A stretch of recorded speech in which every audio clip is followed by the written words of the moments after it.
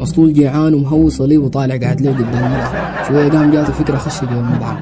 الزول ده ضرب الصفرة كلها جداد صافي، بس الزول ضرب الجداد ده بمزاج. بعد انتهى منه داير يمشي عاين يمين وعاين شماله، قام طلع ضب من جيبه بالراحه حشاه جوا الجداد وقام نادى للجرسون. الجرسون جا قال له في شنو؟ قال للجرسون ده شنو ده يا دفعه؟ ده شنو ده المره ده زول دار تقتلنا ولا شنو؟ الجرسون قام طلع بالراحه من المطعم وخلاه فات. بعد المسطول فات في زول تجاري من المطعم قال المسطول والله انا شفتك يا دفعه وكنت طلعت الضب ده خطيته جوا الجداد، على اللي ما عندك ضب طاني. المسطول طلع الجزلان فرفر وكدي ما لقى اي حاجه. قال للزول يا الله لا تحظك كعب يا دفعه في ضبان اللي جبنا بس.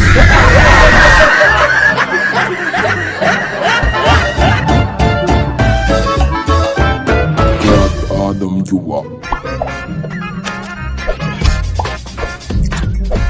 واحد من مساطيل الخرطوم دي فات بور السودان، خش له مطعم دار ياكل. قبل ما يطلب في كديسه قاعد تعين له وقالت له 100. قال له بتاع الكاشير اديها كيلو لحمه. بتاع الكاشير قال له يا زول.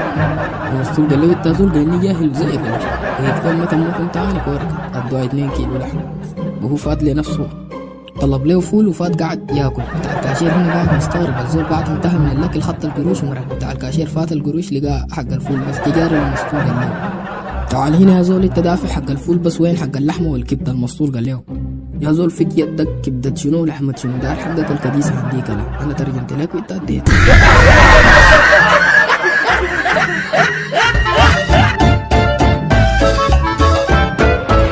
آدم جوا.